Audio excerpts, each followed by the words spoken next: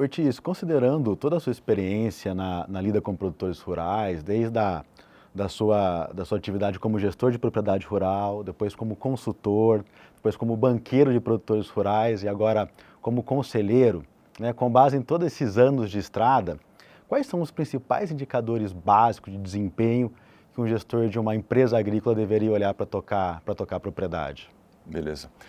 Talvez o ponto central de tudo isso seja que eu usei isso bem cedo na minha carreira como administrador de fazenda e depois administrador de empresa agrícola, é o seguinte: a gente administra bem aquilo que mede bem.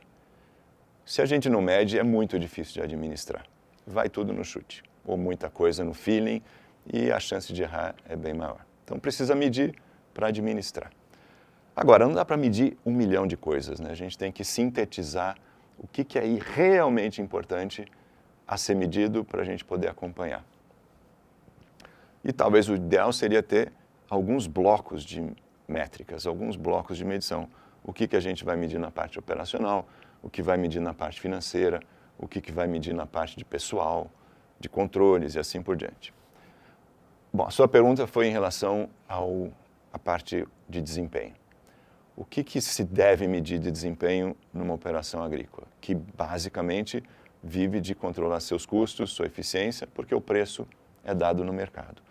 Tem que medir tudo que está ligado a custo, a eficiência, produtividade, custo de produção unitário, resultado, pelo menos resultado operacional, receita menos despesa por hectare, para começar. Agora, tem uma faceta disso que é, a gente pode ser eficiente no custo, mas se a gente não estiver gerindo preço ao mesmo tempo que está gerindo custo, vai acontecer o que aconteceu do ano passado para cá. Os custos continuam, estão subindo, os preços estão caindo e a gente é pego na contramão. O que tem que medir para evitar essa contramão? Uma certa porcentagem de produto vendido ao mesmo tempo, ao longo, par e passo, de mãos dadas com o que a gente vai comprando de insumo. Ou a porcentagem que já está comprando de insumo e quanto que a gente está vendendo de produção. Para que essas duas coisas caminhem mais ou menos juntos e a relação de troca a gente vai mantendo estável. Outra faceta desse mesmo ponto é quanto que já está comprometido. Qual a porcentagem do que a gente espera colher que está comprometido com arrendamento, pagamento de prestação, pagamentos de ou barter, pagamento em produto, porque aquilo já está pré-vendido e a gente não pode vender duas vezes, né? Então tem que controlar essas duas coisas.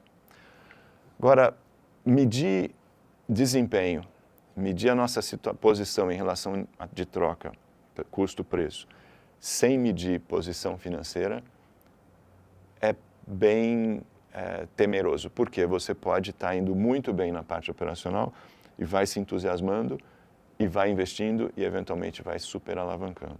Então é importante pelo menos medir 3 coisinhas na parte financeira. Quanto eu estou de faturamento e quanto que eu tenho de dívida. E o tanto de dívida não pode ultrapassar o faturamento. Para quem tiver condição de controlar uma etapa adicional pega o faturamento e subtrai as despesas todas, sem subtrair juros. Despesa operacional, despesa administrativa. Vai chegar no resultado, o famoso EBITDA. Compara o EBITDA com dívida. E a dívida não pode ser mais do que 3 vezes EBITDA.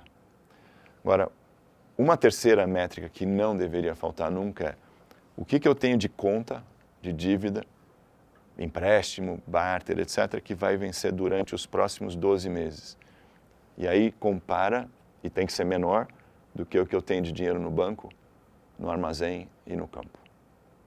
Essa comparação gera liquidez, e essa liquidez é importante para tocar o negócio tranquilo.